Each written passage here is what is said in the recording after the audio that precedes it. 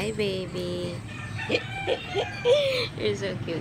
It's 8:20 na, and as usual, we're having breakfast. Ano to? Bread and cream cheese. And I have also, Daddy, an iced tea. And si ate nandito, nagdala siya ng... Ay! Lagay mo. Toasted na konti lang. Ano to? Nagdala na siya ng taho. So, yun. Happy Tuesday! Hey guys! Grabe ngayon na ulit ako nag-vlog. It's 5:35. Kakatapos ko lang maligo. And... Hi, Zeb! Oo. And we're just watching Deal or No Deal. And Zach is there. Oh, you want? Uh-oh. You want to eat soup? You want to eat soup? Let's get soup na lang. Want to get soup? Kanina kasi ang ulam namin, sopas, fish, and alimasag. Kasi hindi kumain masyado si Zeb. Kaya, pakainin na lang ng soup. Soup? Wait lang. Okay. See you guys later. Hi guys! It's 6:35 and wala lang. Napakain ko na si Zeb. And buti na lang kumain siya. It's been a struggle, no, for the past how many weeks. Especially nung nagkasakit siya, mas mahirap siyang pakainin. Kaya, nung pina-check up nga namin siya, binigyan siya ng pampagana, capsule na may powder. Capsule. Tapos yung powder. So, yung powder sa loob, nilalagay sa gatas once a day. And hindi ko pa ganun makita yung effect kasi medyo mahirap pa rin pakainin. Pero kasi nga, sabi, kasi nauunahan, nung time na nag-visit namin siya, sakto kumakain si Zeb ng cookie, binigyan ni Daddy. Sabi niya, hindi talaga kain yan kung ganyan yung parang yun. Kasi diba, hindi mahirap pakainin si Zeb pagka mga chocolate, cookies, sinabang bata, hindi. Kami pag naunahan na yan, talaga mahirap na pakainin ng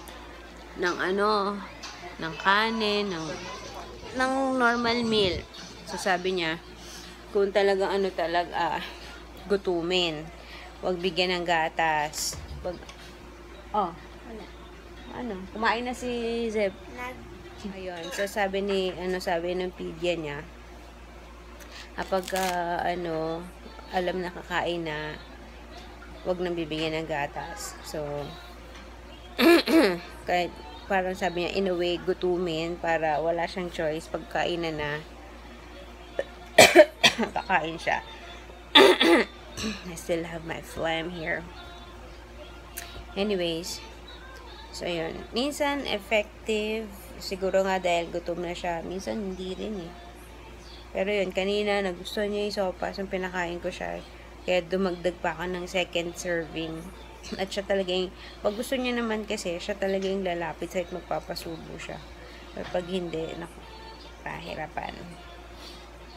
Anyway, so kung meron kayong mga tips, mga mommies dyan, na,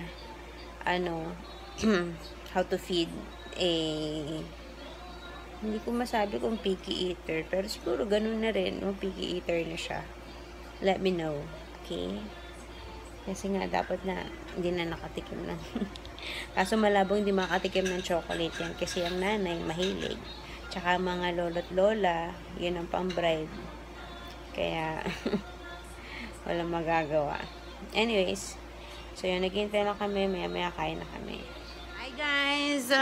It's 8:20 and we're done with dinner. So, it's time to say goodnight. Ang init. Tomorrow, you're planning to go to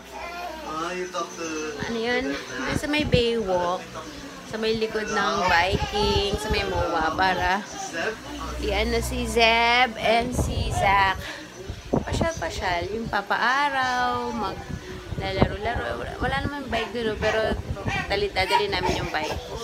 So, that depends. Hey, hey, hey!